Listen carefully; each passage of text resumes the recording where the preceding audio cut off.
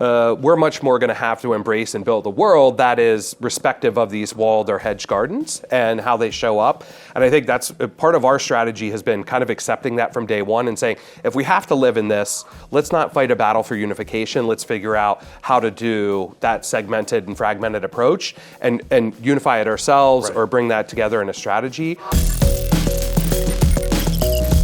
Hi everybody, I'm Mike Shields of Nexty Media. I'm speaking today with Mike Treon. He is the head of CTV and video at PMG. Hey Mike, thanks for being here. Thanks for having me. Good to talk to you. Yeah, so I wanted to talk to you. You've a unique perspective in the market. One of the big promise of CTV, among many things, is that it will hopefully democratize the space and bring a lot more DTC brands and local non-traditional television brands to the market. But I think we see the continuum there where there are some challenges. There's the perception that they're not quite ready for all the tools that are available. What have you seen from your end? Yeah, it's definitely, it's on an advertiser by advertiser basis. Certainly, if you're ready, willing, and able, even just investing in some self-service tools as a D2C company or as some companies that are focused on supporting those D2C brands in a DR fashion, I think there's inroads to that. But the biggest brands still are struggling with the level of fragmentation.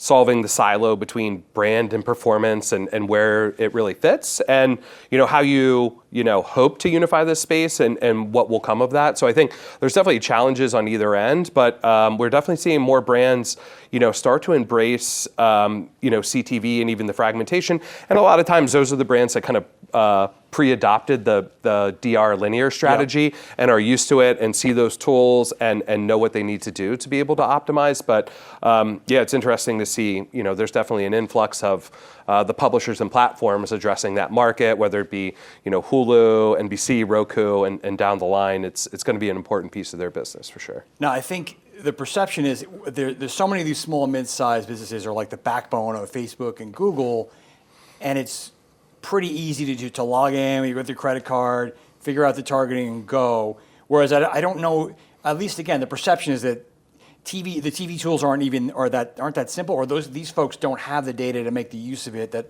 the others in the category might. Is that unfair? Is that true? What are you seeing in terms of that progressing? Yeah. I mean, I think it's there's a way to do it well, and I'm sure some advertisers are going to be able to do that, to either have the data or have the capability to measure that and make sure that their dollars are going far enough. But yeah, I think some of the capabilities are not there for them, but honestly, I think just as much on the platforms. I think one of the problems that you look at what Facebook had to solve in that is like creative approval, and that's going to be a big deal when you have somebody walking in to essentially being on a linear broadcast channel of some sort, even on like streaming. It's not a throwaway ad somewhere on social media. Right. It's it is in the living room. Yeah, exactly. And just quality and bit rate. I think there's going to be a lot of challenges there, and maybe folks that you look at smaller businesses. That's a big investment even for brands as video production and creative and specs. And I think in general, everybody's going to be more comfortable with different ads on streaming, right? More vertical video or social video and that blending. And I think that'll help because that's what a lot of these brands have access to. But right now, it's a big challenge, whether it's data or creative or the assets or even, the wherewithal on those hands-on keyboard systems to know, how to approach it. It's a challenge for sure. Now, one thing that's interesting, with for a long time, the big traditional media players have complained about the walled gardens and the way they kind of keep everything closed. Yet as CTV evolves, many of them are sort of borrowing some aspects of those companies' operations where they want to have their own data spine, their own tools, platforms. Is that a challenge? Is that inhibiting growth, especially for the smaller advertiser? Yeah, I mean, I think it inhibits growth if you're approaching things like we did for display, mobile, and video. And we think that we're going to have a much more programmatic approach to this, and that technology is going to help us. I think if you look at fragmentation of the consumer landscape, fragmentation of the data landscape, and privacy, that we're much more going to have to embrace and build a world that is respective of these walled or hedged gardens and how they show up. And I think that's part of our strategy has been kind of accepting that from day one and saying, if we have to live in this, let's not fight a battle for unification. Let's figure out how to do that segmented and fragmented approach and unify it ourselves or bring that together in a strategy. But I think, that's going to be a push and pull of what happens. And just given how fast the space changes, not just for us, but from a consumer standpoint, if you look at, Prime entering the space that's a big change for consumers, tons more inventory. and a big change for where marketers need to invest dollars, and certainly that's not just becoming immediately available programmatically everywhere. So you definitely have to keep a lot of irons hot and ready for those kind of changes. What about how far away from me? There's so many brands that have been born on social media in particular. They love the flexibility and speed, and they can optimize and change creative.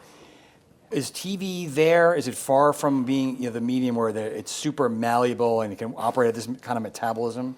Yeah, I think so. I mean, I think we're definitely getting to aspects of that, and I think a lot of that, I'm hopeful that the creative kind of connects that. I think YouTube's going to do a lot to help connect that story between social and television and those kind of experiences. But I think we're in that growth pattern as an agency. I think PMG grew up on the very social and search and really building tools for that. Now we're looking at that and saying, okay, how do we apply that to a big screen in the home, and you're solving a lot of things that are not to do with technology or anything, but it's how do we look at this from brand and performance? Or how do I know what this impact on search and on social is going to be from this investment?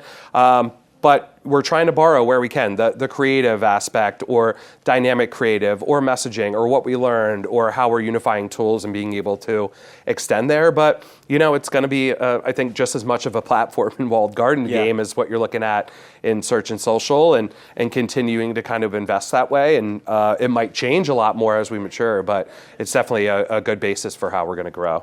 What might the market need to maybe either centralize this or simplify these operations or bring all this data together? Is there one giant platform, one giant clean room? Yeah, I mean, I think that'll start to happen. I don't think it'll be one, but I think if you look at how they build sidewalks in a college, right? They're going to follow the path that people walk on and wear a path in the grass. And I think our mindset is kind of looking for those and then saying, how do we pave that and make that easier to replicate? The fact that we're going to solve for everybody going from point A to point B is not going to be the case. We know that people are going to be different on their journey. Consumers are going to be a lot different. So, I'm looking at it as like we're going to end up with a highway paved in multiple directions and maybe try and find some hubs and spokes to be able to centralize. The market will tell you what those paths look like. And it's you're paving a lot of ways. I think I'm a big proponent of, I think the ad serving layer is really growing a lot, and what both the publisher side and advertiser side ad servers can do for this space is really interesting. And my background's in programmatic, but I like seeing the development of a lot more of this, server to server, right? It doesn't need to be bidded to be programmatic to enable workflow pieces. Right. That's a lot of the hard work is, dealing with multiple parties and negotiating. The more we automate some of that and deal with some of that, I think it's going to really harden some of those paths. Lastly, you mentioned the word creative a few times. There's for this non-television advertiser, that's been a barrier besides all the accessibility. Do you see that changing? Is there an opportunity for some ad tech company to come along or some AI-driven programmatic company to start Insta ads, for those kind of television advertisers? Yeah, definitely. I think the one direction is, spurring off social, and just I think a lot of how, the TikTok is consumed, that messaging is going to be really important for a lot of generations and how they see on a big screen. They're used to learning that way, to searching that way, into shopping and being spoken that way. But I think, Gen AI and the other piece of that, to be able to pull together, messaging that is going to change, a lot over time of how we as consumers think about what we're comfortable with. And, I think still we know that consumers are even a little bit more comfortable with ads in linear format rather than interrupting a piece Yeah. of long form in AVOD, right? And that's going to change over time as we get used to that experience, as we develop better experiences in these apps, whether it's pause ads or having somebody sponsor some sort of content that doesn't need to be video. It needs to be a splash screen, and ways that we start looking at both the consumer apps and the television and the OS as portals and devices and the different ad formats that are going to come on. That will really help addressability, and somebody even from a local level or a small business side being able to say, hey, I can be on the biggest screen in somebody's house when they turn it on. It's an investment. It doesn't have to be studio produced video to be able to do that always. So there's going to be a couple paths, I think. So All right, Mike, great stuff. Thanks Yeah. for a terrific conversation. awesome. Yeah, thanks for having me.